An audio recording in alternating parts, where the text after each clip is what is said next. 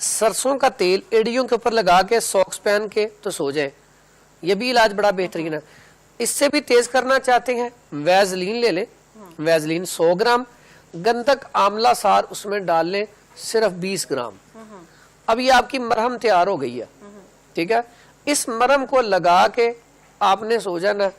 अल्लाह के हुक्म से पहले या दूसरे दिन आपकी एड़ियां ठीक होना शुरू हो जाएंगी और एक हफ्ते से पहले पहले आपकी एड़ियां जबरदस्त हो जाएंगी, जो फटी हुई थी वो खत्म हो जाएगी। अब फटने का अमल इसी वक्त स्टार्ट होता है जब हम जूता कोई हार्ड पहनते हैं या हमारे अंदर ड्राइनेस आ जाती है।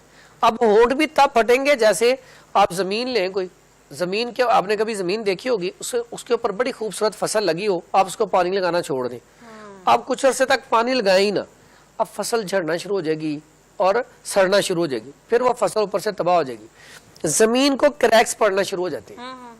यही हाल हमारी जल्द का। अगर हमें ऑयल, कहते हैं ना देसी घी नहीं खाना चाहिए, और डॉक्टर भी टोटल साइंस कह रही है कि देसी घी दिल के लिए बड़ा मुफीद है। अब तो हर बंदा रिकमेंड कर रहा है कि इसकी अब जो रिसर्च चाहिए नहीं, कि देसी घी जो है इलाज है, दिल का भी इलाज है, कोलेस्ट्रॉल का भी इलाज है, क्योंकि ये जमता नहीं है। लेकिन देसी घी अगर कोई अफोर्ड नहीं कर सकता तो वो क्या करे? उसके लिए सरसों ऑयल और जैतून ऑयल बड़ा बेहतरीन है। हड्डियां में अदरक, लहसुन, जीरा, काली मिर्च, हल्दी ज्यादा डाल के ये इस्तेमाल किया जाए, सब्जियां इस्तेमाल की जाए, बेहतरीन चीज है।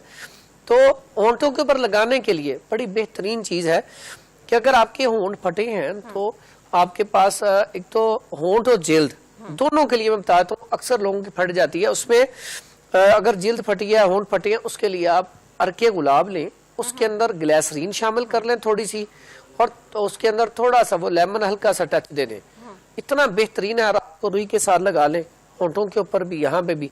अगर आप होंठों को थोड़ा सा गुलाबी करना चाहते हैं, खूबसूरत पिंक कलर आ जाए, खूबसूरत लगे, तो फिर थोड़ा सा जाफरान भी उसमें अटैच कर लें, वो जिल्द के लिए भी अच्छा है, होंठों के लिए भी अच्छा है, दोनों चीजें जबरदस्त हो जाएंगी। पिंक होंगे या परमानेंट? नहीं, वो अगर आप कुछ अर्सा इस्तेमाल करें तो परमानेंट हो जाते हैं, ठीक है।